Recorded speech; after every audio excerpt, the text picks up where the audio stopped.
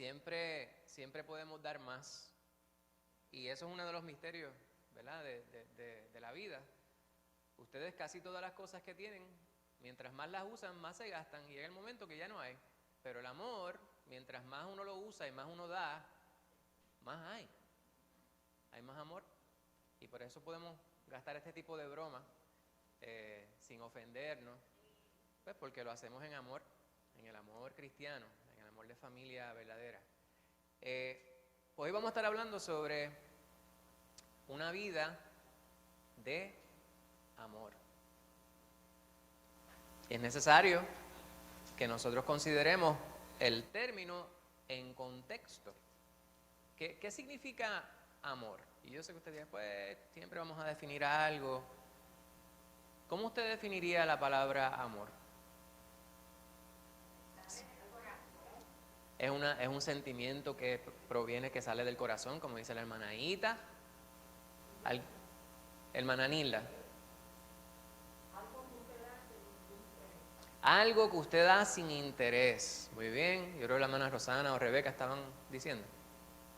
Bueno, yo estaba pensando que yo he leído lo que dice la Biblia sobre el amor y me cambia totalmente la perspectiva, porque dice que el amor es sufrido, que todo lo soporta, que todo lo cree, que todo lo espera.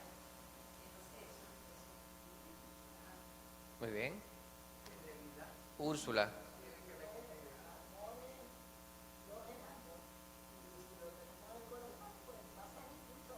Amén, amén. La presencia de Dios en nuestras vidas, manifestada en nuestras acciones. Hermana Lucy. Para mí tiene que ver mucho con la fidelidad también. Fidelidad es sinónimo de amor, ¿verdad? Es algo que viene natural en la persona que ama. ¿Alguien más? Sinceridad. Ahora, Millo, entrega total. ¿Estás refiriendo a la rifa que estaban haciendo? Es que eso con manejo y franqueo. Entrega, es una entrega completa, ¿verdad? De nuestro ser. Pues sí, todo lo que hemos mencionado son ideas relacionadas con amor, pero fíjense ustedes cuán difícil es definir el término, porque hay quien dice que amor no es solo un sustantivo, sino que es un verbo. Dice, no, pero la forma verbal es amar. No, pero es que amor es precisamente, no se puede definir sin demostrar. Podemos utilizar todas las palabras habidas y por haber en el diccionario y nos quedamos cortos. La hermana Úrsula decía que Dios es amor. Esa es la definición más completa de lo que es amor, ¿verdad? Cuando vemos la procedencia de este acto, la procedencia del concepto, pues cuando sabemos que Dios es la manifestación más grande, perfecta, de lo que es amor, entonces podemos nosotros darnos cuenta que no hay forma de nosotros realmente definirlo. Podemos ver el amor en su más grande manifestación. Sin embargo, a pesar de nuestras limitaciones como seres humanos, hay muchas expresiones en el diario que nosotros vemos que están relacionadas con amor. Y nosotros muchas veces decimos que quien no conoce a Cristo no conoce el amor verdadero, y yo estoy completamente de acuerdo con eso. Sin embargo, en otras ocasiones también he dicho que la palabra nos dice que Dios nos ha creado a su imagen y semejanza. No solamente a aquellos quienes hemos recibido a Cristo, sino a todos. Toda la humanidad ha sido creada a imagen y semejanza de Dios. Por lo tanto, si Dios es amor, tiene que haber un rastro de amor en toda su creación. Al menos esa es mi percepción. Por lo cual yo insisto que todas las personas son nacidos con el potencial de poder amar. Y hay amor en todas las personas, independientemente que hayan creído o no en Dios, ¿verdad? Yo sé que esto es algo difícil para nosotros muchas veces digerir, pero yo puedo hablar por experiencia. Antes de yo haber recibido a Cristo Jesús conscientemente, yo amaba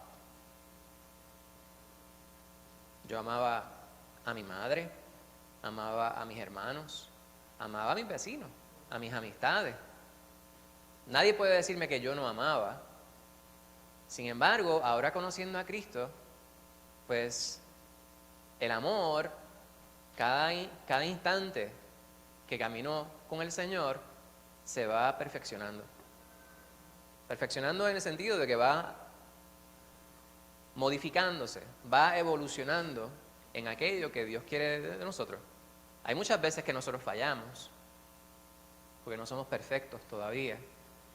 Sin embargo, no deja de moldearnos el Señor. Lo que vamos a estar viendo hoy en el Evangelio de Juan, el capítulo número 15, nos habla sobre algo importante que debemos tomar en consideración para poder continuar siendo amoldados a lo que el Señor quiere de nosotros. Yo creo en la evolución, no la evolución caricaturesca darwiniana.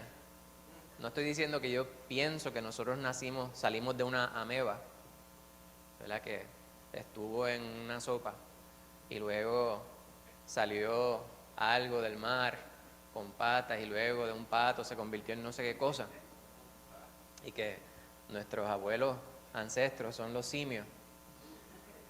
Hay personas quienes uno pensaría, ¿verdad? No por cómo se ven, sino por cómo se comportan. Pensaría uno que eso fuera cierto.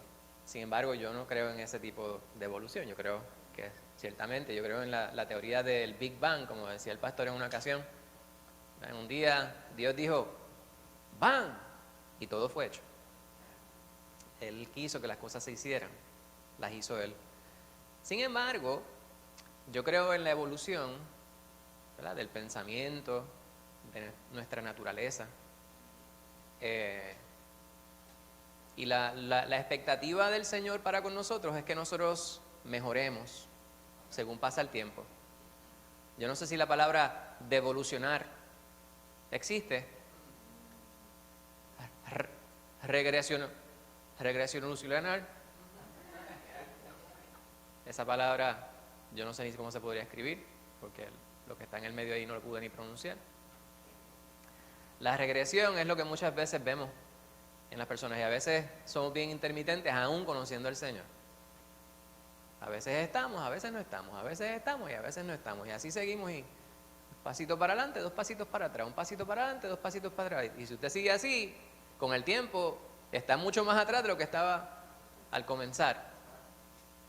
Pues el Señor quiere que nosotros todos los días mejoremos, y uno de los aspectos en los cuales tenemos que considerar la necesidad de nuestra evolución para bien es si estamos conectados o no al Señor. Bien importante esto, hermano. La idea central tiene que ver con precisamente eso, el permanecer en Cristo, ¿verdad? Cuando esto es así, nuestras relaciones se destacan por el amor.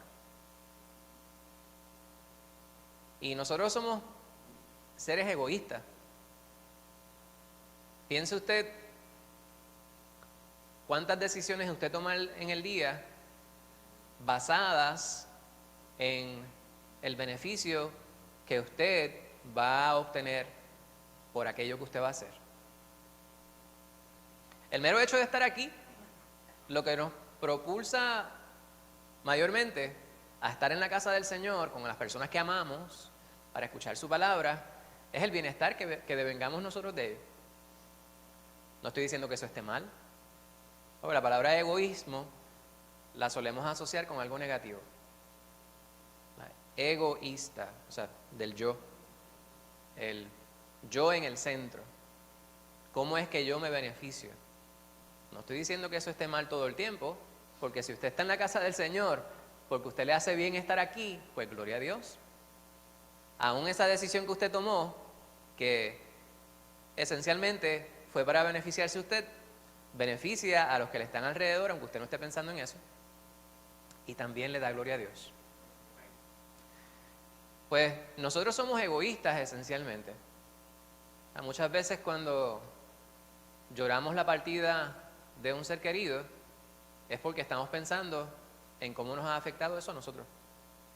Me da mucha tristeza. Y cuando escuchamos a alguien decir, fulano o sutana o mengano o perenceja, están mejor ahora porque están con el Señor, nos cuesta trabajo aceptar eso porque nuestra congoja se interpone, ¿verdad? Nos nubla un poco la vista espiritual en ese sentido. Pues esos breves ejemplos que les he presentado, que tal vez no son tan sencillos, demuestran, me parece a mí, y subraya parte de lo que es nuestra naturaleza egoísta. Y cuando yo digo que es naturaleza, es algo, ¿verdad?, con lo que tenemos que lidiar constantemente. Y como les acabo de decir, no pretendo hacer un juicio valorativo respecto a esa actitud nuestra como individuos, como seres humanos, porque al decir que es nuestra naturaleza, pues es algo que es parte de nosotros. Pero no quiere decir que no vamos a lidiar con eso. No vamos a decir que eso va a dominar nuestra vida. Tenemos que trabajar con ello, saber que eso es parte de nuestra naturaleza, pero estando consciente de ello, estamos en una mejor posición para tomar decisiones y actuar decididamente para que eso no sea algo que domine nuestras actuaciones. Y es por eso que tenemos que estar conscientes de la expectativa de Dios para con nosotros. En casa nació una mata de plátano en una compostera que comenzamos hace un tiempito ya, hace más de 1 año y medio, quizás más de eso. Comenzamos una compostera. Para aquellos de ustedes quienes no sean versados en el argot de la agricultura, todo lo que era material vegetativo, las cáscaras de vegetales, de frutas, etcétera, los colocamos en una esquina. Entonces yo lo mezclaba con papel triturado, algo de tierra, borras de café, cascarones de huevo, los cuales ya no están allí porque ya no comemos huevo. No, mentira. Pues todo eso se dio, entonces ahí hay mucho mineral, muchos nutrientes, ¿verdad?, para poder tomarlo y entonces mezclarlo con otras tierras para poder sembrar. El asunto es que el semestre se puso bien difícil y el año se puso peor. Entonces no había tiempo mucho realmente para dedicarle a la compostera. Que usted dirá, ¿cuánto tiempo necesita eso? Pues de vez en cuando hay que menearlo, hay que echarle agua, hay que echarle las cosas, entonces, pero la realidad es que el tiempo se invertía en otras cosas. El detalle es que en una de esas, el hermano Geraldo nos había regalado una semilla de plátano. Y pues quienes me conocen saben que yo pues trato de ser perseverante, particularmente con las cosas que se siembran. En casa había un árbol de úcar que era espigado, chiquitito, enjillillo, como decimos en el campo. Y en muchas ocasiones estuve tentado a cortarlo, porque se quedó así flaquito y chiquito y enfermizo. Estuvo mucho tiempo, le digo años, que estaba así. El asunto es que de momento aquel aparato explotó y recientemente lo tuve que cortar porque llegó a casi 40 pies de altura y las hojas estaban molestando mucho a la vecina. Y estaba produciendo demasiado sombra para lo que nosotros queríamos sembrar. El asunto es que tuve que cortarlo. Pues, igual con la semilla de plátano que nos regaló el hermano Gerardo, estuvo allí y hace poco dio un racimito y le digo, parece como de juguete. Hay una mata de guineo que está al lado de esa mata de plátano que recientemente parió después de años de estar ahí sembrada. Que los guineos miran hacia los plátanos y se ríen. Ustedes dicen que son plátanos, parecen salchicha. ¿Ah? Es probable. Pues el asunto es que en una de esas podadas que dimos, tiene que haber caído parte de una semilla de esa en la compostera. Y recientemente parió. Y es una mata de plátano enano. O sea, lo que sale enano es la mata. pero aquel racimo se ha dado bien bonito. Y unos plátanos, mire, que como de libra y media cada plátano. No, estoy exagerando un poquito, perdóneme hermano, es que tenía que decir la exageración. Pero la realidad es que con 4 o 5 plátanos de aquello da como para 25 o 30 tostones, fácil. Y Lisa los ha preparado y muy bueno y delicioso. El asunto es, y usted dice, ¿qué rayo tendrá esto que ver con el estudio? Es que recuerden, yo hablo así de manera circular. El asunto es que aquella tierra, aunque tenía mucho nutriente, no estaba, la semilla no se sembró, ¿verdad?, de la manera apropiada. Y ya se han ido sacando los plátanos. Sin embargo, está media inclinada la mata. Y aquel que trabaja con agricultura, ¿verdad?, y los que son de campo, dice, pues entonces para que no se caiga la planta hay que ponerle una horqueta. O como decimos en el campo, una jorqueta. ¿Verdad? Un pie de amigo, ¿verdad? Un apoyo. Pues es necesario, ¿verdad?, ponerle una horqueta. En el caso de nuestras vidas como creyentes, cada uno de nosotros somos pie de amigo, como dice el hermano Millo, para los demás. Estamos llamados a hacer eso. Para nosotros poder realmente producir lo que se requiere de nosotros o lo que Dios demanda de nosotros, es necesario permanecer, primeramente.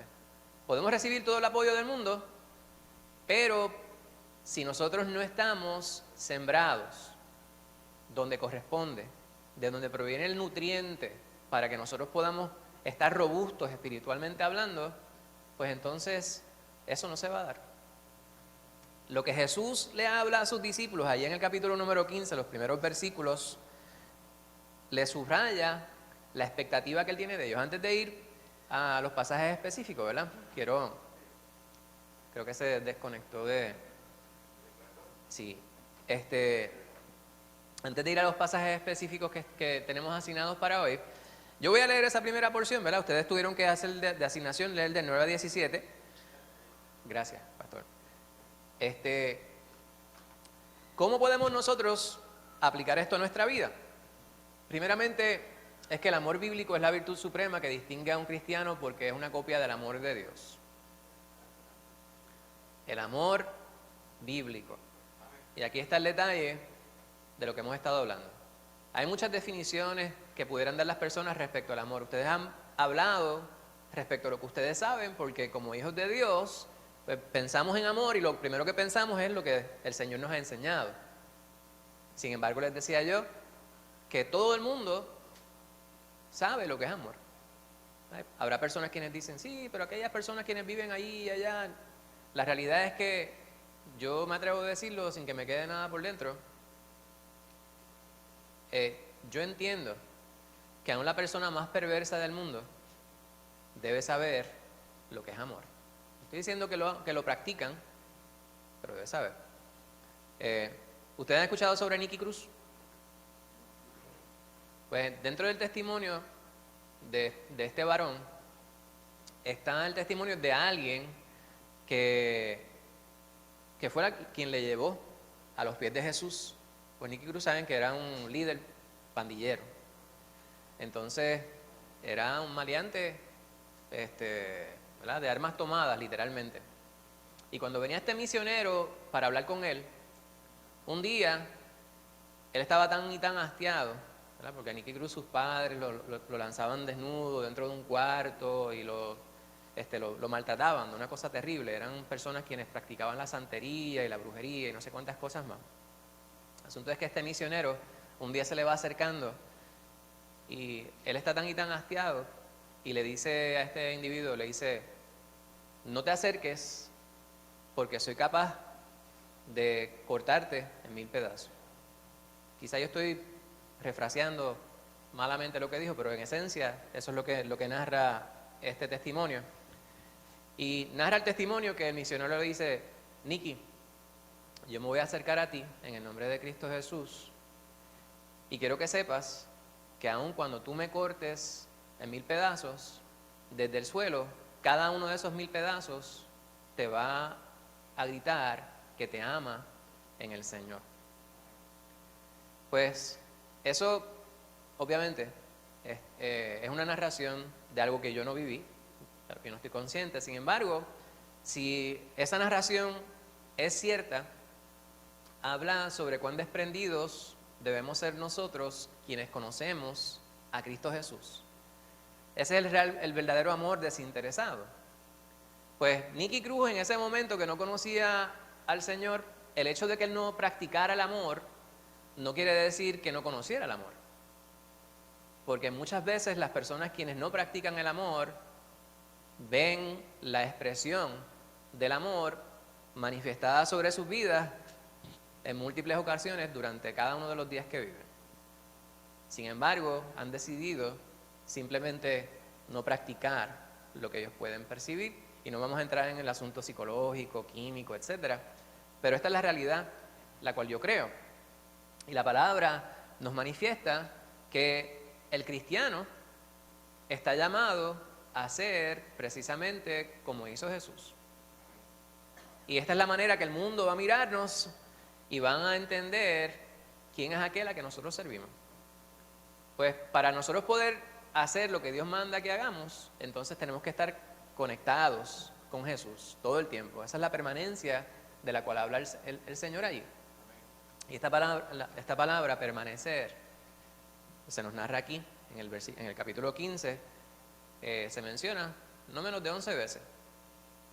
Una palabra central para poder entender cómo es que el amor en nuestras vidas realmente va a surtir el efecto que Dios quiere. Aunque tenemos de asignación los versículos 9 al 17, yo quisiera que consideráramos los primeros 8 versículos. Ámbar, ¿tú podrías leer versículos 1 al 8 de Juan 15?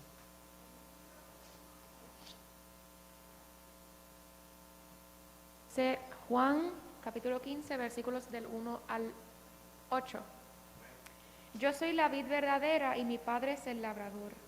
Todo pámpano que en mí no lleva fruto lo quitará, y todo aquel que lleva fruto lo limpiará para que lleve más fruto.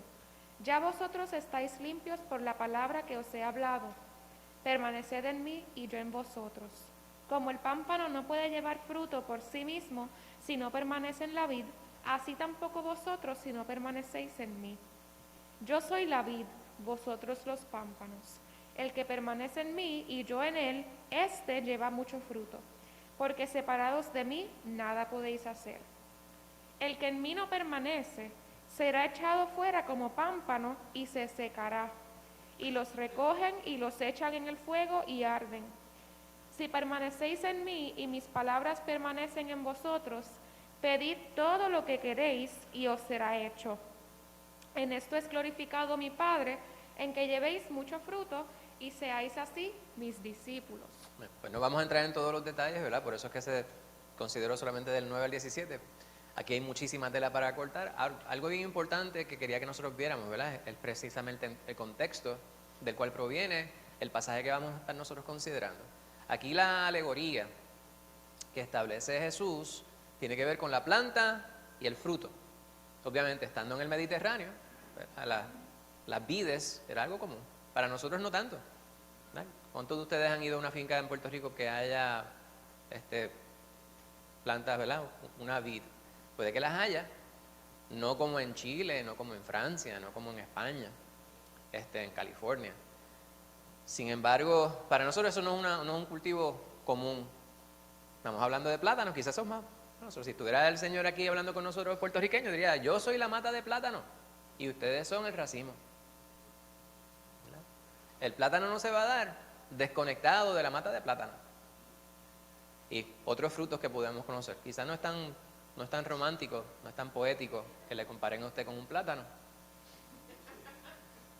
Pero sigue siendo en esencia la misma idea. Lo que lee Ámbar ahí, noten ustedes que habla precisamente sobre la permanencia. Cuán importante es estar nosotros conectados a el recurso de donde proviene lo que Dios quiere que seamos. Estamos hablando de amor.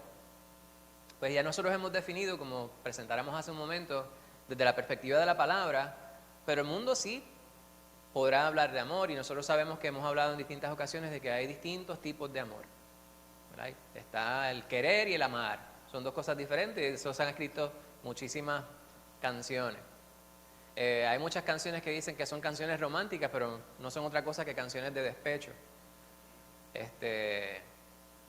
Canciones que hablan sobre cómo es posible amar a dos personas más allá de la persona con quien usted está casada. Felices los qué sé yo cuánto. Y dicen unos números que uno dice, esa es la percepción del mundo. Cuando hablamos del mundo, nosotros estamos en el mundo, pero ya nosotros no somos parte del mundo porque el Señor nos ha rescatado, gloria a Él, de aquel lugar donde nos encontramos, que lo que nos estaría conduciendo sería a la perdición de nuestra alma.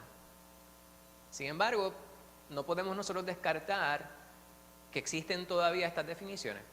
O sea, estas definiciones coexisten con lo que nosotros podemos entender.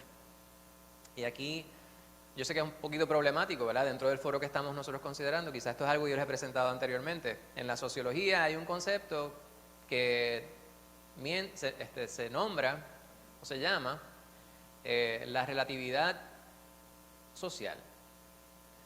Y esto es un concepto sociológico, no es un concepto bíblico, ¿verdad? Pero hubo un sociólogo que se llamaba Alex Tio, para allá para los 80 creo, que decía que la mejor manera para usted poder entender la percepción de la realidad o del mundo de los demás era usted poniéndose en su posición. Yo estoy parcialmente de acuerdo con eso. Sin embargo, es bien problemático desde la perspectiva de lo que nosotros conocemos de la palabra, porque la palabra nos dice que no nos hagamos como el mundo, ¿verdad?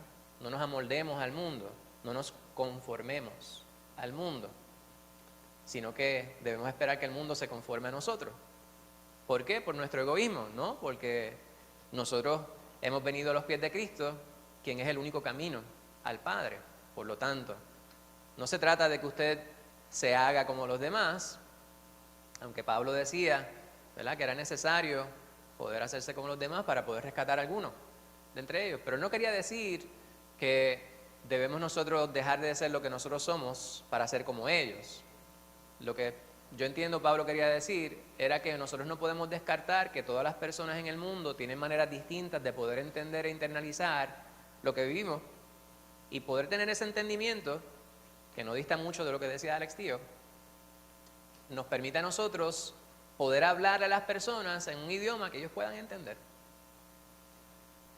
Usted no puede ir a la trágala, ¿verdad? A las personas. Dice, porque dice la Biblia, dice en Apocalipsis, dice aquí. Sí, usted puede hacerlo, pero esa forma es recibida de manera antagonista. No estoy diciendo que usted deje de estar haciendo su trabajo. Cuando predicamos, cuando hablamos, cuando llevamos la palabra de Dios es predicada. Ahora, el efecto que pudiera surtir en las personas depende muchas veces de cómo usted presenta la palabra. Pues el entender qué es lo que las personas quieren decir cuando ellos dicen amor nos puede ayudar a nosotros a ayudarles a ver a través del crisol de Cristo lo que realmente es el amor. Hoy día se habla sobre cómo es que nosotros los cristianos estamos faltos de amor porque no aceptamos a las personas como son. Eso es una expresión que yo he escuchado en muchísimas ocasiones, con la cual estoy completamente en desacuerdo. Creo que el problema básico allí estriba en que se pretende definir el amor cristiano a la par con otros tipos de amor. ¿Qué ustedes entienden quiere decir el mundo o las personas quienes no son de Cristo cuando hablan sobre el amor? ¿Cuáles son algunas ideas que pudieran estar más allá de lo que es el amor de despecho, ¿verdad? Vamos a descartar ese porque eso simplemente es una falacia. Hermana Rosana. Una cosa es que aceptemos las verdades que todo el mundo cree. La aceptación completa, ¿verdad? Que no son verdades. Sin juicio. Sí, la aceptación completa sin juicio. Eh, o sea, una de las conversaciones que hay mucho en estos tiempos, hay dos perspectivas, ¿verdad? Está la posición esta de la victimización. Se habla mucho de la victimización, que las personas hoy día todo le está malo. Usted no puede decir una palabra ni en broma porque a la gente le está malo. Usted no puede hablar de las mujeres, que usted dice que las mujeres no guían bien. Allá alguien dice, sexista. La está practicando la misoginia, el odio hacia las mujeres.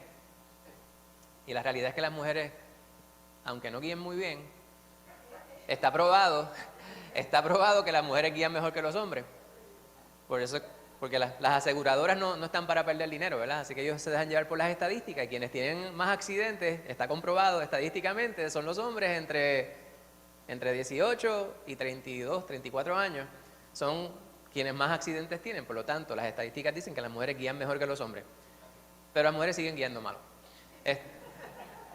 Ámbar. Otra cosa que ellos piensan es que lo que hagamos tiene que beneficiarlos siempre de la manera que ellos quieren. Eso para ellos es amarlos. Si no me beneficia, pues no es amor. Correcto. Pues la victimización es una perspectiva, pero hay otra perspectiva, y es la perspectiva de la completa aceptación. Por lo tanto, la super mega tolerancia. Por lo tanto, si yo le digo Montserrat está hablando con Ita y está diciendo, allí James, él dice, y yo digo, ese no es mi pronombre favorito, my accepted pronoun, my preferred pronoun, ese no es mi pronombre preferido. Quiero que te refieras a mí como ellos. Como ellos. O sea, hay quien dice, no, mi pronombre preferido es ella, aunque biológicamente soy un hombre. O puede ser biológicamente una mujer y su pronombre preferido es él. Pero no sé, hay quienes dicen, mi pronombre preferido es ellos, en plural. A veces it. En español pues no existe ese pronombre, no hay una traducción para el pronombre it. Y no es cosa, no es eso, ¿verdad? Porque eso no es un ente. Y esto se ha convertido en un asunto bien serio, hermano. Y demandan a las personas, sí, bien confuso. Y la realidad es que yo recientemente presidí un comité de entrevista para una persona que va a entrevistar, valga la redundancia, para una plaza de facultad en la universidad. Entonces la persona estaba en Chicago. Cuando yo recibo la documentación, el comité recibe la documentación. De hecho, hay una de los miembros del comité que cuando yo miro su hoja de firma, dice preferred pronouns. She, ella. Entonces, obviamente, la persona que está es una fémina. Entonces, trabaja en el área de sociología. Y yo le pregunté, porque hay confianza entre nosotros, ¿realmente es necesario que tú escribas que ese es tu pronombre preferido? Cuando es bien difícil que las personas quienes estamos a tu alrededor vayamos a confundirnos realmente, porque a todas luces uno puede percibir que tú eres una mujer. Y ahí dice, es simplemente una manera de yo manifestar mi aceptación de la corriente. Yo dije, Exacto. Female, male y other. El asunto es que entrevistamos a esta persona, y entonces cuando veo los documentos, dice preferred pronouns, he, él, him, todos los pronombres masculinos, y el nombre era de una fémina. Entonces yo le digo al comité, yo les voy a presentar desde ahora que si la persona que yo veo en la pantalla, a todas luces, es una mujer, si está maquillada, si sus rasgos son de dama, yo le voy a decir ella. Entonces me dice, no, pues somos demandables. Y yo, pues que demanden a la universidad. Pero yo no voy a ir en contra de mis principios. Lo menos que puedo hacer es simplemente referirme a la persona por su nombre. Si no le gusta su nombre, si su nombre es Sara, él, pues yo no le voy a decir él, le voy a decir, pues mire, Sara. Entonces, en inglés era más fácil para mí, porque yo cuando le preguntaba, yo decía, so, professor, what do you think? Y ya, professor es inclusivo, ¿verdad? Es unisex. No, en español sería profesor y profesora, en inglés simplemente professor para ambos. Pues así yo lo resolví y le decía professor. Pero el detalle es que la persona estaba en un proceso de cambio de sexo, entonces tenía bigote, barba, entonces tenía las facciones de un varón. Entonces, una persona muy preparada, con mucha experiencia. El asunto es que eso es lo que vemos en el mundo, ¿verdad? ¿En qué? Que estamos viendo una serie que es de un doctor autista. Y uno de los episodios Con autismo. con autismo, sí. Con autismo, entonces le tocó tratar a un paciente que cuando lo miró del principio parecía una nena, pero cuando le hicieron una examinación más profunda, espérate, pero es que es un nene.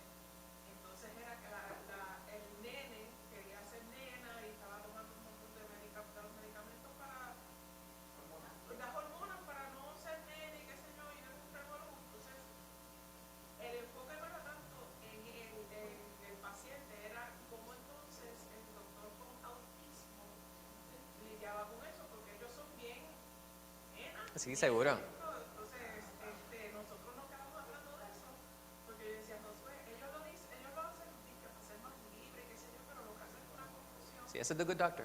Sí. Okay. Sí, hay muchos temas que se consideran allí.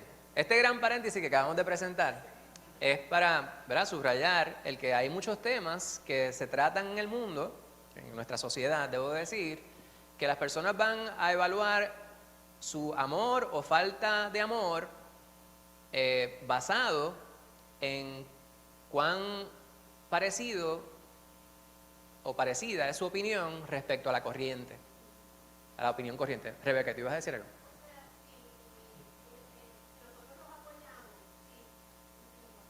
Sí, sí, sí, sí. Si nosotros participamos en la corriente común y estamos de acuerdo con decirle a las personas como ellos quieran, independientemente de nuestra percepción, pues entonces somos considerados amables, llenos de amor.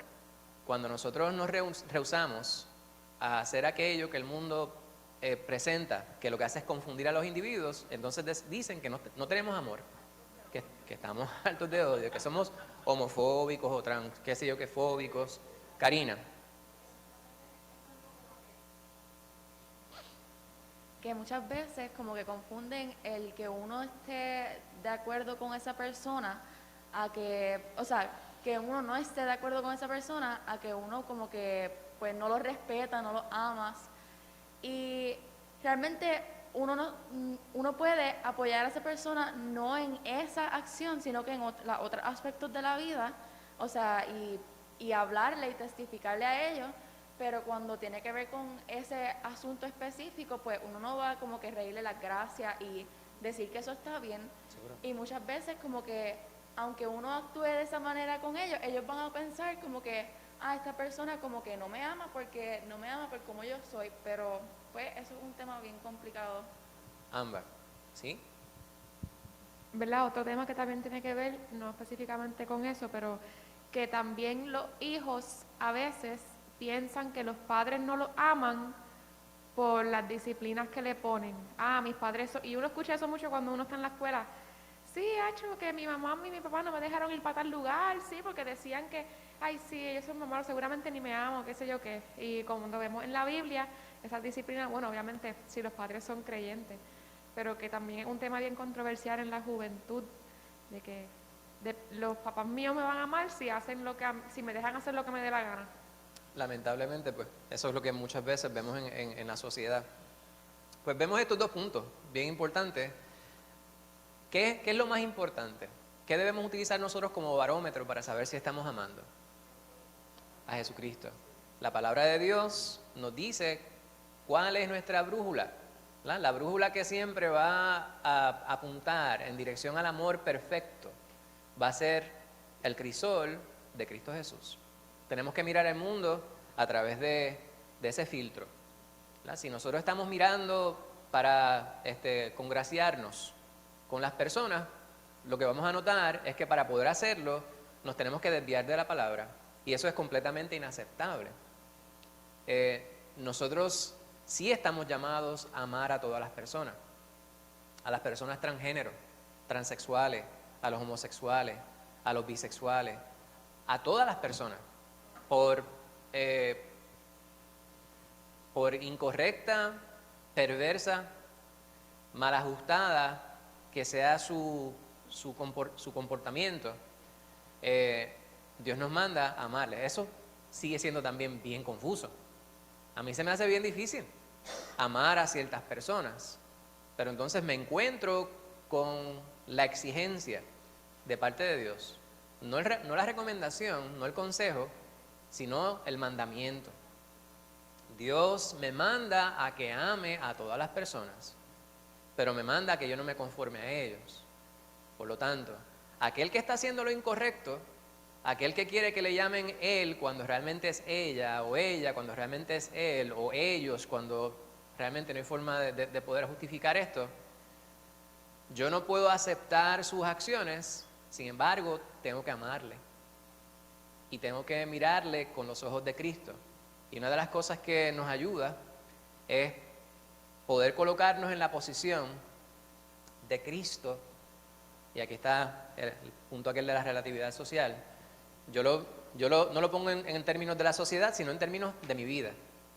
Yo digo, ¿cómo me veía Cristo a mí? O sea, ¿qué se requirió para que Cristo amara, y para utilizar un término de nuestro pastor, a esta plasta? ¿verdad? ¿Qué necesitó Cristo Jesús para ver algo que realmente sirviera en mí? Y cada uno de nosotros, ¿verdad?, sin intención de ofendernos, sin intención de ofenderle, quien mejor debe conocer las deficiencias, los vicios en la vida de cada cual es uno mismo. Y es por eso que yo sé que en mí realmente no había gran cosa que Dios pudiera decir, me pegué en la lotería porque ahora tengo a James. Pues yo tengo que decir qué fue lo que Cristo Jesús vio en mí. Y de esa manera yo puedo amar a los demás. Porque si Cristo Jesús me amó a mí, entonces, ¿qué impide que yo pueda amar a los demás de igual manera? Porque yo sé el efecto que ha surtido en mi vida el amor de Cristo.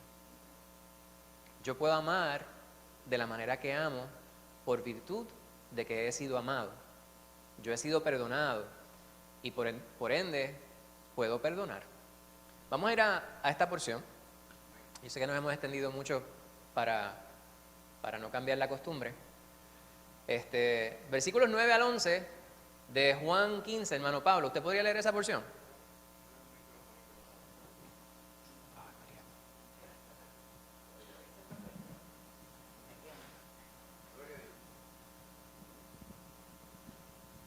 Leemos la palabra de Dios en el capítulo 15 de Juan, del 9 al 11. Y dice la palabra, en el nombre del Padre, del Hijo y del Espíritu Santo, yo la leo. Como el Padre me ha amado a mí, amado así, también yo os he amado. Permaneced en mi amor. Si guardáis mis mandamientos, permaneceréis en mi amor, así como yo he guardado los mandamientos de mi Padre y permanezco en su amor. Estas cosas os he hablado para que mi gozo esté en vosotros y vuestro gozo sea cumplido. Dios bendiga esta palabra. Amén. 3 versículos, unos puntos bien específicos que presenta el Señor. Primeramente, define el tipo de amor y la forma de amor, la forma de amar. Hay una base muy importante y hay una expectativa muy superior.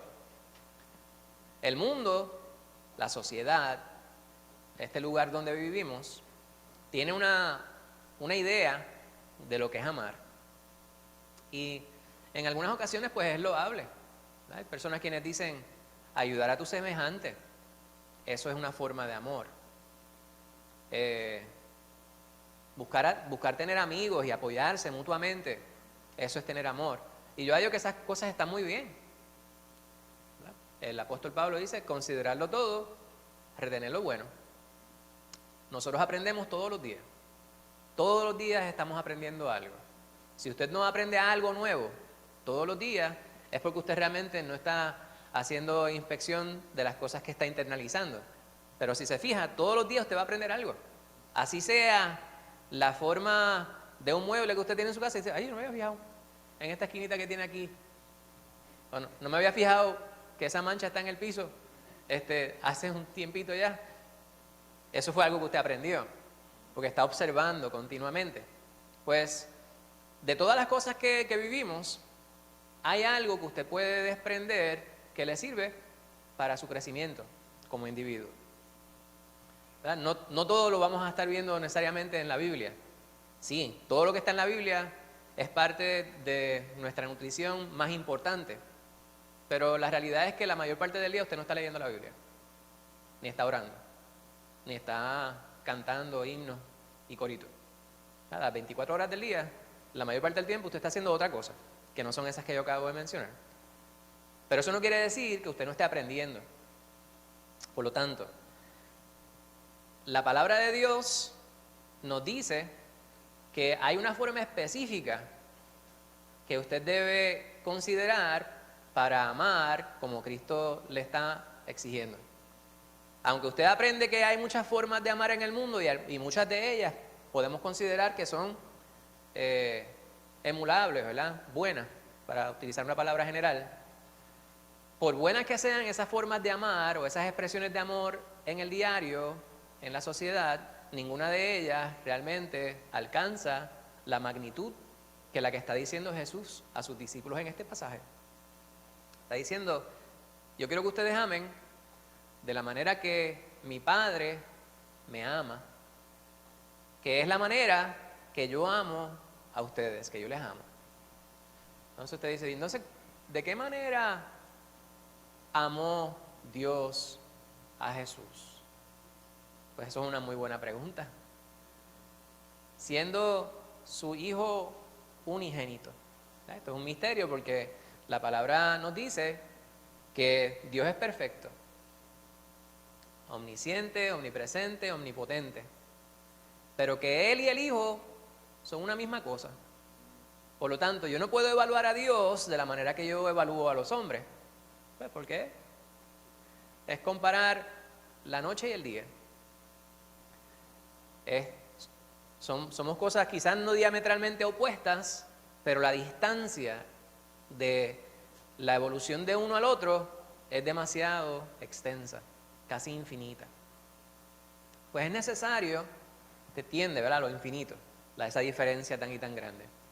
Es necesario entonces que yo vea que Dios, que es perfecto en todas las dimensiones, pues cuando ama de manera perfecta. Por lo tanto, el amor que Dios tiene para Jesús es un amor perfecto. Este misterio del cual hablamos, que hablamos de la Trinidad, que son Dios en tres manifestaciones. Y no vamos a entrar en ese detalle porque hemos hablado, hemos predicado, hemos estudiado este punto, que es un gran misterio. Porque las personas dicen, ustedes creen en un solo Dios, pero ustedes dicen que Dios es tres, por lo tanto ustedes son politeístas. No, creemos en muchos dioses, creemos en Dios, pero en las tres manifestaciones. Pero ese es un punto separado, ese es un paréntesis pequeño. Pues Jesús le está diciendo a los discípulos que esa es la forma. Ustedes quieren un manual para saber cómo ustedes van a amar. Ustedes amen de la manera que mi Padre me ama, así yo también les he amado. Por lo tanto, para ustedes poder amar, es necesario que ustedes se mantengan conectados. O sea, permanezcan. Esa palabra es bien importante. Personas cuando entran a un empleo, por lo general comienzan en una etapa probatoria. En algunos lugares es 3 meses. En el lugar donde yo trabajo son de 6 a 8 años. Ya eso de permanencia en ese lugar. Ya eso es una palabra casi inexistente. Quien quiere trabajar en educación superior tiene que acostumbrarse a que son contratos anuales o multianuales. Pero la generación que va subiendo, obviamente, están acostumbradas a esto. Ya este asunto de hecho, están 4 años en un sitio y dicen, ay, me voy para otro lado. Pero eso son otros 20 pesos. Pues, permanecer. La permanencia es el que ya usted es parte de. Usted piensa en algo, en alguien. Antes, esta idea de un lugar estable, hacia dónde mirar en nuestra vida, en lo que respecta a las personas, para mí era una idea foránea. A mí me criaron mudándonos de casa en casa por mucho tiempo. Yo en una ocasión me puse a contar la cantidad de lugares a los cuales nosotros nos habíamos mudado, de los cuales nos habíamos mudado desde que yo nací. Y creo que desde nacimiento hasta los 14 años, creo que fueron 17 o 18 lugares en los cuales vivimos. Nací allí, de allá vinimos para Puerto Rico, y cuando estábamos en Puerto Rico nos mudamos como para 6 casas en un periodo de 6 años, de 3 años, y después fuimos para Nueva York. En ese tiempo nos mudamos como 7 u 8 veces, después volvimos para Puerto Rico, y eso fue una cosa terrible. Y una de las cosas que Lisa y yo, cuando estábamos de amigos, y éramos unos bebés, cuando mirábamos hacia la posibilidad de que nuestra vida fuera que Dios nos permitiera estar juntos hasta que llegáramos a ancianitos, y estuviéramos meciéndonos en las sillas, comiendo galletas, y ya nosotros no comemos queso vegano, tofu. Pues decíamos, una de las cosas que queremos, y lo presentamos delante de Dios, era tener permanencia, estabilidad, un lugar que nuestros nietos, nuestros hijos pudieran decir, vamos a ir para casa. Pues yo veía este asunto, yo admiraba amigos que yo tenía y decía, ¿y dónde tú vivías antes? No, siempre aquí. Y los papás estaban allí y los abuelos estaban cerca. Yo escribí un cuento hace mucho tiempo, estoy diciendo muchos paréntesis, ese cuento está en algún sitio, no sé dónde está. Está el cuento ahí. Yo escribí un cuento de Lisa, ¿verdad? Pero que trataba sobre la familia de ella. Y ahí yo hablo de Mamá María, de Mamá María, de Mama, de Celia. Yo les cambié los nombres, Celia. Y Adela, no, antes de conocer quién era la otra Adela. Pues en aquel cuento pues se manifestaban esas generaciones de personas quienes estaban en un mismo espacio, y para mí eso era algo admirable. El poder ver, y eso es lo que yo quería para nuestra familia, que los nietos, nuestros hijos pudieran decir, vamos para casa, y que vinieran y llegaran allá a nuestra casa y pudiéramos, y Dios nos ha permitido esa bendición, ¿verdad? Ese lugar estable. Pues cuando yo pienso en Jesús y la permanencia que Él dice que debemos tener respecto a nuestra vida para con Él, yo pienso en el concepto hogar. Hay personas que de manera romántica dicen hogares, ¿dónde está? ¿Qué sé yo quién? Mi amado, qué sé yo. Eso está muy bien. Eso es el hogar realmente, ¿verdad? El hogar es donde quiera que esté la familia. Pero el concepto nuestro como cristianos, hogar, es donde está Jesús. Jesús es nuestro hogar. Jesús es nuestra casa. Y yo pienso que una de las cosas que Él estaba diciendo a los discípulos era precisamente eso. O sea, ustedes tienen que estar conmigo todo el tiempo. Tienen que permanecer en mí. Tienen que estar constante y continuamente evaluando el mundo como lo evalúo yo. Hay una expresión que se ha tergiversado, ¿verdad? Se ha mal utilizado. En inglés tienen hasta las siglas, ¿verdad? WWJD. What would Jesus do?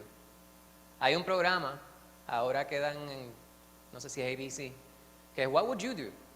Yo creo que cambiando un poquito el asunto What would Jesus do? No sé si esa es la idea, ¿verdad? Pero el asunto es que cuando vamos a evaluar el mundo y no sabemos cómo vamos a actuar, esa es una buena pregunta. ¿qué haría Jesús en esta situación? Situaciones hasta en lo más básico. Alguien me miró mal cuando estoy en la tienda, ¿le voy a sacar la lengua? Usted dice, ahora es fácil porque no se dan cuenta, usted tiene la mascarilla puesta. Pero Jesús le sacaría la lengua a alguien.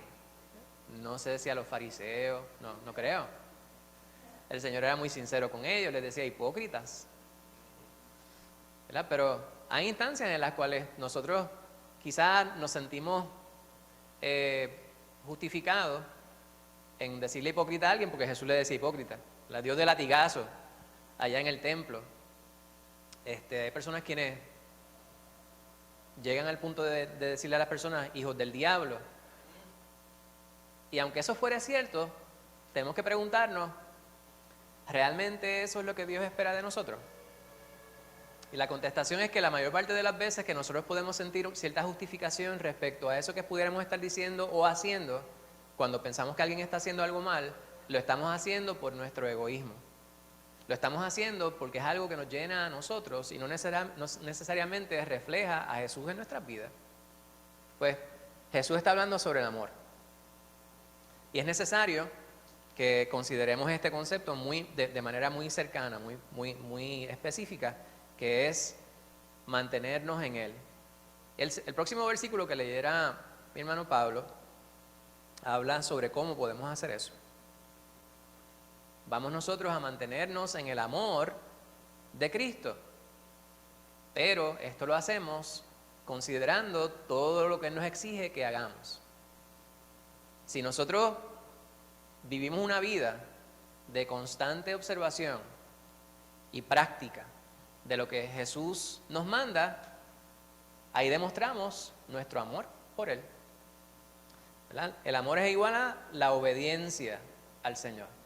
Nosotros demostramos que amamos a Jesús siempre que hacemos lo que Él nos dice que debemos hacer, en contra muchas veces de nuestra naturaleza. Porque hay instancias en las cuales usted se encuentra en una situación y usted lo que quisiera es, la carne se quiere manifestar y a veces queremos actuar con la violencia, ¿verdad? Con repagar lo que las personas nos hacen de igual o peor manera. Jesús nos manda a que obremos conforme a lo que Él nos manda. Y Él lo pone bien sencillo para que usted no tenga que recordar muchísimos mandamientos. Él dice, ámeme a mí, a Dios, por encima de todas las cosas, con todo tu corazón, con toda tu alma, con toda tu mente, con toda tu fuerza. Y ama a tu prójimo como te amas tú. Esto es partiendo de la premisa de que está hablando con personas quienes conocen a Dios. Por lo tanto, si usted conoce a Dios, si usted es de Dios, usted se va a amar a usted mismo. Entonces, esos dos mandamientos, dice Jesús, resumen toda la ley y los profetas. O sea, todo lo que dice la palabra de Dios, usted no tiene que pensar mucho más allá. No tiene que activar más de dos neuronas para poder usted recordar lo que Jesús nos manda que hagamos. Pues, Él dice, si ustedes hacen, aquí dice guarda, pero no es que ustedes los pongan en un lugar que las personas no los vayan a acceder. Cuando dice guarden los mandamientos es que los practiquen, es que hagan lo que Dios manda. De esa manera, el amor de Jesús va a estar en nosotros. Vamos a estar nosotros en el amor de Él. Y lo que quiere decir esto, de manera figurativa, es que se va a reflejar en nuestra vida ese amor. El concepto de un cristiano agriado es un concepto contradictorio. ¿Verdad? Hay una figura poética que parece un insulto, ¿verdad? No sé si en español es la misma palabra, oxímoron. En inglés, oxymoron. No sé si en español esa es la palabra. ¿Un qué? Pues la expresión oxymoron en inglés, estoy diciendo en español, quizás esa es la palabra, no estoy seguro si fuera la palabra. Es una figura poética que utiliza dos conceptos contrarios para nombrar una cosa. Hay un ungüento ¿verdad? Esto no me están pagando por este anuncio. No sé si todavía existe. Se llama Icy Hot. Son dos conceptos. Lo está utilizando la hermana Nila, lo tiene ahí en la cartera. Ella siempre carga con eso. Dice, yo me cepillo los dientes con Icy Hot. Ah. El perfume preferido de la hermana Ita. Pues yo también de vez en cuando tengo que usarme uno. Hay unos productos Pharmacy que son bien buenos, sin rolón. De papel. Eso, lo puedo usar hasta para cocinar. Pues el asunto ese es un oxímoron. Ese concepto contrario. Pues un cristiano agriado, a mí me parece que ese tipo de figura. Hay gente que lo hemos dicho en otras ocasiones, ¿verdad? Ahí yo digo, el cristiano está llamado para que viva una vida feliz, de gozo. No estoy diciendo que usted no pueda estar triste, que usted no se deprima, que no le dé depresión incluso. Pero no es para que usted esté carilargo, ¿verdad? Amargado, ¿verdad? No aborrecido, aborrecido fue Jesucristo. Pues, si permanecemos en el amor del Señor, entonces esto se va a manifestar en nuestra vida. Y la última porción de la cual estamos hablando aquí. Usted va a vivir la alegría y el gozo, lo hemos definido en muchas ocasiones, ¿verdad? Esto que provoca la presencia de Dios en nuestra vida, pero no deja de ser alegría. No es una contentura superficial, es una alegría que usted no puede, de la cual usted no puede desarraigar de su vida, que se nota. Es de las personas que de momento usted está tan y tan feliz, tan y tan alegre que usted no... Y usted trata de cambiarla. Muchas veces eso se manifiesta en nuestro rostro y debería. Es bueno porque bendice a las personas que están a su alrededor. Las personas, el concepto perdón que yo les dé tantos paréntesis, el concepto atractivo. Hay personas que han mal utilizado esa expresión. Fulano de tal es atractivo, fulana de tal es atractiva. Hay una connotación, ¿verdad?, más sensual en el uso social del término. Sin embargo, yo creo que si lo miramos desde la perspectiva más sencilla, mientras más usted se sonríe, más la gente se ve atraída a usted. Yo creo que es atracción, ¿verdad? Carismático tiene que ver con el movimiento, con la efervescencia en la actitud de la persona. Pero yo creo que el sonreír hace que la persona se vea más approachable. ¿Cómo se dice approachable en español? Accesible, ¿verdad? En ese sentido, pues te hace atractivo. Usted no tiene que ser la persona desde el punto de vista de la estética comercial más linda o lindo, pero usted se sonríe y usted se hace accesible, atractivo. Las personas tienden hacia usted. Ya usted va al supermercado y usted está pensando cuál de las dos cajas registradoras usted va a llevar su compra. No sé si a usted le pasa, pero hay un sitio aquí en el pueblo que hay una señora que a mí no me gusta ir a esa caja, porque ella siempre está. Ya últimamente por lo menos tiene que ponerse la mascarilla. Pues uno va y hay personas quienes están así como si la vida la testara, literalmente. Entonces en otro lugar hay una señora, tiene que tener como, yo mal tasado, casi 70 años. Y es una persona que siempre, buenos días, ¿cómo está? ¿Conseguiste todo lo que quería? Eso es algo que yo sé que tiene que preguntar, pero lo expresa de una manera que uno dice, es accesible. Y en ese sentido, pues, uno se siente como que hay una conexión con la persona. Dios quisiera que los cristianos fuéramos todos así. Que las personas pudieran ver a Cristo en nosotros y que podamos ser accesibles. Entonces esto hay que practicarlo, ¿verdad? Porque hay algunos de nosotros que quizás nuestro rostro en reposo quizás no es muy atractivo. Caso mío, a veces yo estoy pensando y estoy tranquilo y estoy... El hermano Andrés. Hermano Andrés, uno ve que de momento está serio y uno dice, ¿qué era preguntarle al hermano Andrés? En ese sentido, quizá Yo me identifico con el hermano Andrés porque a mí personas me lo han dicho. Estudiantes me dicen, yo no sabía que usted era tan bromista. Cuando yo lo veía a usted siempre, sí, en serio, y usted a veces va por los pasillos y yo es que quizás que voy sumido en pensamiento, me perdona. Entonces a veces estoy consciente de ello y me obligo, ¿verdad?, a practicar esto. A veces me paro frente al espejo y empiezo, ¿verdad? Es broma, yo no hago eso, pero es algo que usted debería practicar, ¿verdad? Porque usted se ve más lindo, más linda cuando usted sonríe y se ve el amor de Dios en su vida manifestado de esa manera, pues ahí, estando conscientes de nuestra gran fortuna, y si permanecemos en el Señor, pues el gozo del Señor se va a manifestar en nosotros de manera física incluso. Vamos a estos versículos, 12 al 14. Karina Andrea quiere leer esa porción.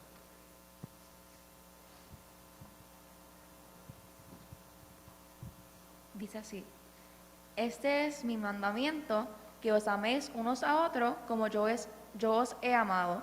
Nadie tiene mayor amor que este, que uno ponga su vida por sus amigos. Vosotros sois mis amigos si hacéis lo que yo os mando. Amén. Vamos a leer hasta el versículo 17 de una vez y lo comentamos completo. ¿Alguien había levantado la mano por aquí para leer los versículos 15 al 17? ¿Alguien no la había levantado? Hermana Angie, gracias.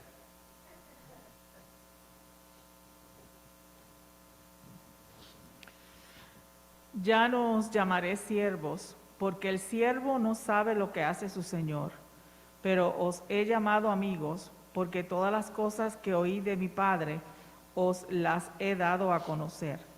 No me elegisteis vosotros a mí, sino que yo os elegí a vosotros, y os he puesto para que vayáis y llevéis fruto, y vuestro fruto permanezca.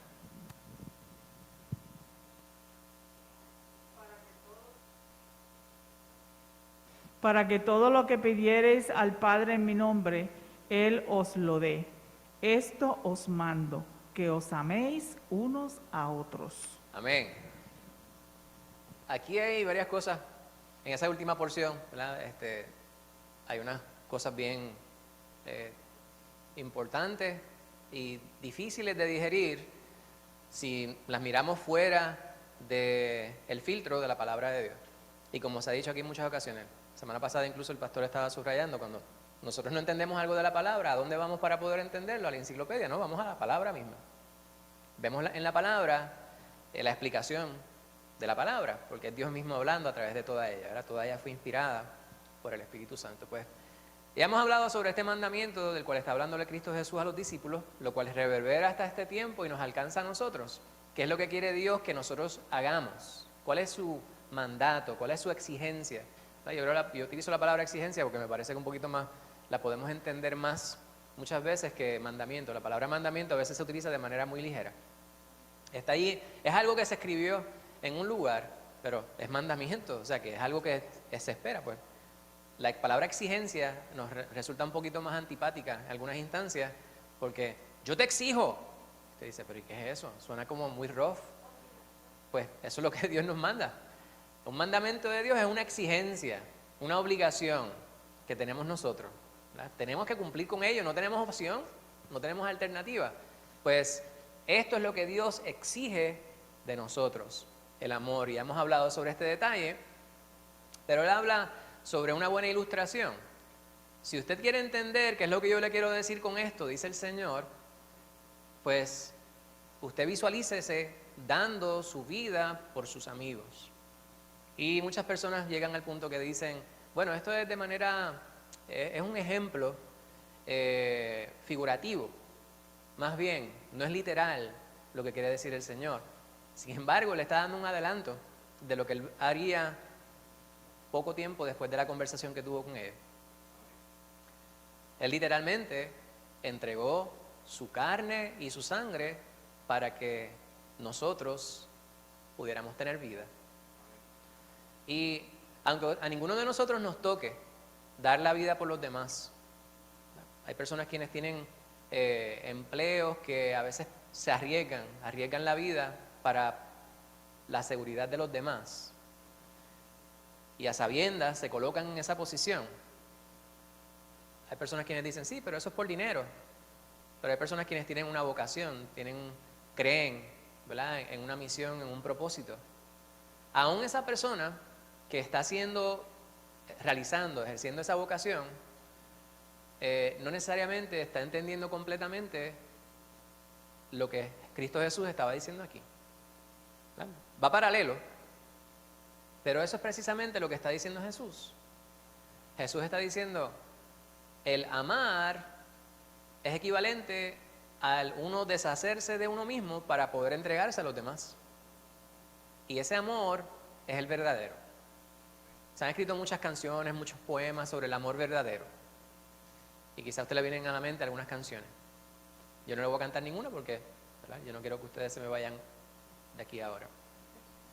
Pues es necesario que nosotros entendamos que hay una expectativa de parte de Jesús respecto a cómo es que nosotros debemos amar.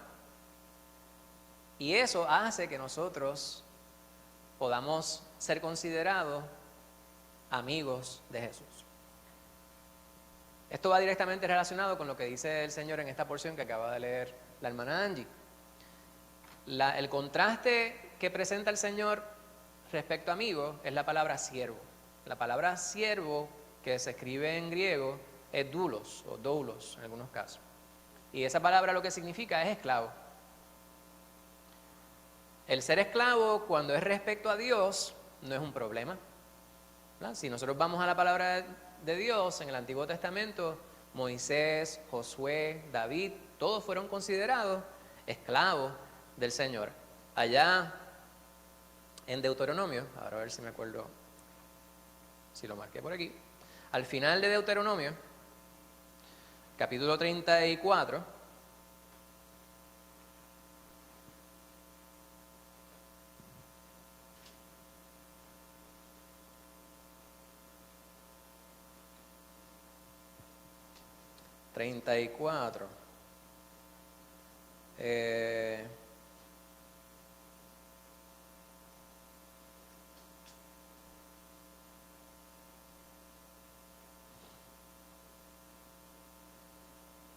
versículo 5, dice, y murió, 34:5 de Deuteronomio, y murió Moisés, siervo de Jehová. La palabra en hebreo, allí para siervo, significa esclavo de Jehová, en la tierra de Moab, conforme a lo dicho de Jehová.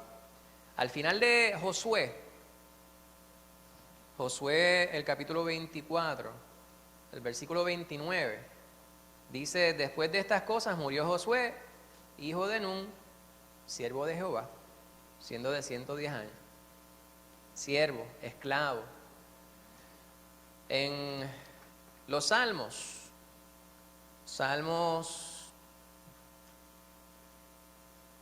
89, ha sido bueno si hubiese marcado esto.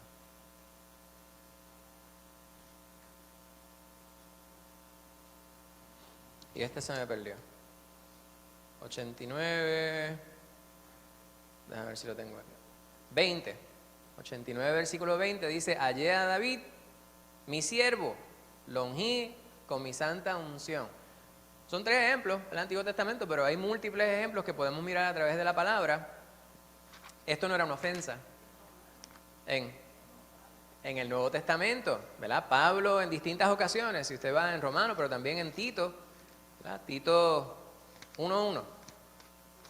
Ahí siempre, muchas veces en la salutación, Pablo dice, Tito 1:1, Pablo, siervo de Dios y apóstol de Jesucristo, conforme a la fe de los escogidos de Dios y el conocimiento de la verdad que están según la piedad en Santiago. Santiago 1:1. Santiago, siervo de Dios y del Señor Jesucristo, a las 12 tribus que están en la dispersión salud. Y podemos buscar múltiples ejemplos a través de toda la palabra. La palabra siervo no es una ofensa.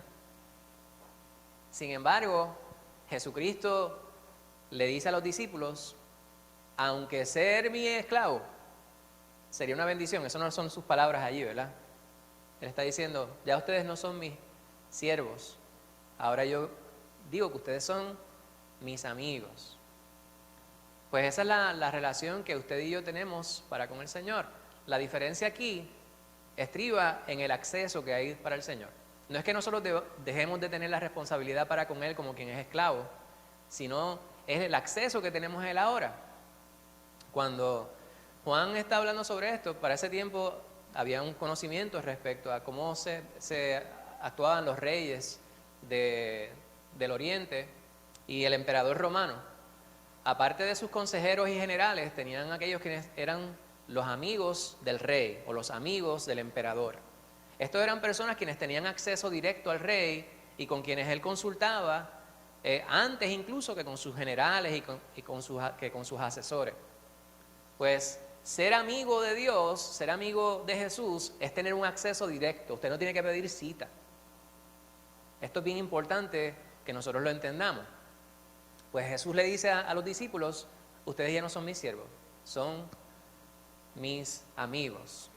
Con la condición importante que usted se demuestre ser mi amigo siguiendo mis mandamientos. Y los mandamientos de Jesús no son difíciles de seguir, no son pesados, no son una carga para nuestra vida. Entonces esta próxima porción es bien importante, la elección. Y esto es un pasaje que resulta ser problemático para muchas personas porque muchas personas dicen que va en contra del libre albedrío. O sea, dice él, ustedes no me escogieron, yo los escogí a ustedes. ¿Y cómo es esto? Bueno, hay una preelección. Hemos hablado sobre cómo Dios puede ver todas las cosas a través de todos los tiempos antes de que sucedan, porque Él no está regido por la dimensión del tiempo. Esto no quiere decir que nosotros no tenemos opción. Esto quiere decir que el hecho de que usted haya escogido o aceptado el llamamiento de parte de Jesucristo subraya que usted es un escogido. Hay personas que dicen eso es semántica, ¿verdad? Es retórica, dándole la vuelta a algo que no tiene explicación. Y la realidad es que la explicación respecto a lo infinito no tiene forma articulable en nuestro idioma humano. Usted simplemente lo tiene que aceptar e internalizar. Cada uno de los que estamos aquí, pienso yo, tuvo un momento en el cual tuvo que tomar la decisión respecto a Cristo Jesús. Si usted es hijo de Dios, es que usted aceptó el llamamiento de parte de Dios. Por lo tanto, el que usted haya elegido decir que sí y aceptado que usted sin el Señor va para el infierno, quiere decir que usted tomó la decisión, pero eso hace que usted sea parte de los elegidos. Entonces usted dice, eso como que no tiene mucho sentido, y es la realidad, no tiene mucho sentido en nuestra concepción humana y la lógica humana. Pero la realidad es que mientras más tiempo nos adentramos y experimentamos la presencia de Dios en nuestras vidas, más nos damos cuenta de que la lógica humana realmente es más ilógica que la lógica de Dios, porque la lógica de Dios está por encima de nosotros. Mire cómo dice la palabra del Señor en Juan 6. Allá, versículo 37 dice, todo lo que el Padre me da, vendrá a mí, y el que a mí viene, no le echo fuera. O sea, hay una elección. Usted elige estar con el Señor o no. El versículo 38 dice, porque he descendido del cielo no para hacer mi voluntad, sino la voluntad del que me envió. Y el versículo 39 dice, y esta es la voluntad del Padre, el que me envió, que todo lo que me diere, no pierda yo nada, sino que lo resucite en el día postrero. En esos 3 versículos vemos nosotros precisamente la explicación de lo que nosotros estamos pretendiendo internalizar, que está diciéndole Jesús a los discípulos. Usted elige estar en el Señor, aceptar a Cristo Jesús, y el que usted haga esa elección significa que usted ha sido dado al Hijo por parte del Padre. Y esta es la voluntad del que me ha enviado, que todo aquel que ve al Hijo y cree en Él tenga vida eterna, y yo le resucitaré en el día postrero. Amén. Pues entonces no hay una contradicción de términos aquí. Obviamente, el que no quiere ver a Cristo Jesús, el que no le quiere aceptar, va a haber contradicción en todo. Lo importante es que usted y yo entendamos por la palabra qué es lo que Dios nos está diciendo. Dios, que ve todas las cosas, sabe cuál va a ser su elección. Allá En Efesios, a ver si logro aquí conseguir. Pablo, el versículo número 4 de Efesios 1, dice, según nos escogió en Él, antes de la fundación del mundo, para que fuésemos santos y sin mancha delante de Él. Eso no quiere decir que usted de antemano, por default, ¿verdad? Cuando se unieron los cromosomas de su padre y su madre, ya en ese momento usted está a salvo. Lo que quiere decir esto es que ya el Señor sabía de antemano que habría un grupo que iban a aceptar al Señor y que por ende serían salvos en Él. Y usted sería uno de ellos desde el principio de los tiempos. Obviamente nosotros queremos poder explicar todas las cosas dentro de los parámetros de nuestra percepción de la realidad y eso realmente derrota el propósito de que exista la palabra. Porque si nosotros entendiéramos todo, no habría necesidad de que se nos explicara. Pues, ¿qué hemos aprendido a través de este estudio? Y la última porción, perdóname. Esta parte no se nos puede pasar, ¿verdad? Todo lo que pidieres al Padre en mi nombre, Él se lo dé. Cualquier cosa que usted le pida al Padre, entonces Él se lo va a dar.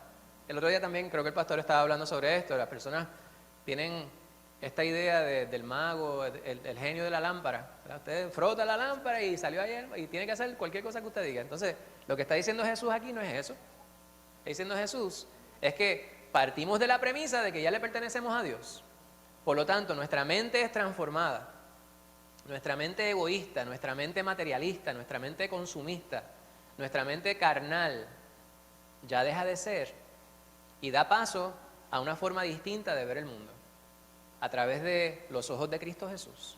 Lo que viene a ser importante ahora no es yo comer, sino proveer para que los demás coman. No es yo calzar, sino proveer para que los demás calcen. No es yo tener tiempo para mí, sino ver de qué manera el tiempo del que está a mi lado puede ser de mejor calidad. Nuestra vida cambia completamente y por ende nuestra percepción de aquello que merece ser pedido también cambia. Las personas cuando dicen, si tú tuvieras 3 deseos, que apareciera un genio en una lámpara, ¿qué usted pediría? Entonces hay personas que dicen, deja ver cómo yo logro pedir todos los chavos y el material en el mundo, pero que todavía me sobren deseos. Y por eso es que hay tanta gente que juega los juegos estos de azar, pensando que algún día no van a tener que trabajar. Y yo pues pienso que hay personas que se hayan pegado, pero la probabilidad que una persona se pegue, y obviamente hemos hablado escrituralmente porque esto no se debe hacer, pero si fuéramos a pensar en la lógica también, ¿verdad? La probabilidad de que usted se pegue en una de esas cosas es salud. Casi igual de que a usted lo muerda un tiburón mientras a usted le está atropellando un avión en la número 2. Esa es más o menos la probabilidad. Es un poquito mayor que usted le muerda al tiburón en la carretera número 2. Pues las personas en su mente materialista piensan en esas cosas.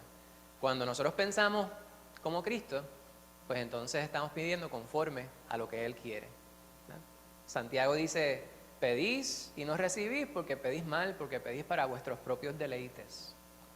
Cuando nosotros pedimos al Señor en el nombre de Cristo Jesús, confiando en que Cristo Jesús es el que provee para nuestra vida y tenemos fe en Dios, entonces vamos a pedir conforme a lo que Dios quiere que nosotros pidamos.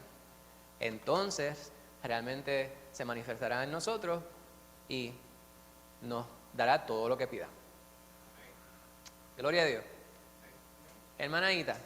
Mandamientos nuevos doy, dice el Señor, que os améis unos a otros como todo está mal, y también os améis unos a otros. En esto conocerán todos que sois mis discípulos, y viviereis amor los unos con los otros. Amén. Me parece que no hay forma mejor para resumir el estudio de esta mañana que lleva por título Una vida de amor, ¿verdad? Y Juan nos narra cómo es que dice Cristo Jesús que debemos vivir. ¿Alguna otra pregunta, duda, comentario, queja? No.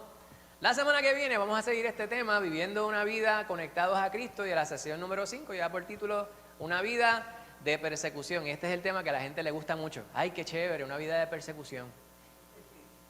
Pues termine de leer Juan 15 y adéntrese en el capítulo 16 para que veamos qué es lo que Cristo Jesús nos advierte, también será parte de nuestra realidad como cristianos. Vamos a tener una palabra de oración y con esto damos por terminado el estudio de la mañana. Señor, te damos gracias por la bendición de tu palabra. Te doy gracias por mis hermanos quienes están aquí, por quienes te pido una bendición especial en el día de hoy. Te pido por aquellos quienes hubiesen querido estar, pero no pudieron, mi Señor, y aquellos quienes pudiendo estar, no están por las razones que sea. Por todos, mi Señor, te pido que tú seas propicio en el día de hoy a sus necesidades. Gracias, Padre Santo, por tu palabra, por la manera en la cual ella habla a nuestro corazón. Te pedimos, mi Señor, que amoldes nuestros pensamientos a lo que tú nos dices a través de la Biblia. Permítenos no ser engañados por la corriente del mundo, por todas las filosofías huecas que permean, mi Señor, en los medios de noticias, en las universidades, en las escuelas, en la calle. Ayúdanos a cada día confiar más en tu palabra, que ésta se grabe en nuestra mente y podamos nosotros obrar conforme a lo que tú demandas en ella. Gracias por tu amor, mi Señor. Gracias por entregarte por cada uno de nosotros. Ayúdanos a amar con igual intensidad. Acuérdanos todos los días, mi Señor, que esta es tu exigencia, que esta es tu demanda y que podamos cumplir, Padre Santo, por amor, para que tú nos llames amigos, mi Señor. Gracias porque tenemos acceso a ti en todo momento. Permítenos entender, vivir y estar conscientes de ese gran privilegio y no desaprovecharlo, Padre Santo. Perdónanos por las instancias en las cuales caminamos de espaldas a ti y todas las instancias, mi Señor, en las cuales no amamos habiendo podido amar de la manera que tú nos amas. Hazte evidente en el día de hoy, Padre Santo, en medio de tu iglesia. Permítenos el privilegio de adorarte y alabar tu santo nombre con intensidad, con propósito y a conciencia. Gracias por nuestro pastor. Bendícele, mi Señor, siempre. Ayúdalo a siempre estar preparado para presentar tu palabra con firmeza, con claridad y con exactitud, de manera íntegra, conforme a lo que como tú se lo has dado, mi Señor. Prepara nuestros corazones y nuestras mentes para recibir la predicación del día de hoy, sabiendo que tú mandas que observemos tu palabra, que la aprendamos, que la internalicemos para que podamos obrar en el mundo, de modo que el mundo te conozca por medio de nosotros. Mira a aquellos quienes están enfermos, Padre Santo, te pedimos una bendición especial para Irán. Sé con él, mi Señor, ayúdalo a recuperarse de las operaciones que ha tenido en estos días. Los hermanos quienes no están hoy, Padre Santo, que pudieran estar enfermos, te pedimos por la hermana Lorian, que tú seas con ella, mi Señor, permítela recuperarse completamente. No sé si el hermano Gerardo o la hermana Marsha no están por enfermedad, sé con ellos también, mi Señor, y cualquier otro que no estuviera aquí, Padre Santo, que esté necesitado de tu mano de sanidad en este día, te pedimos que tú los bendigas, les permitas recuperarse. Todo te lo presentamos dándote gracias en el nombre de Cristo Jesús. Amén.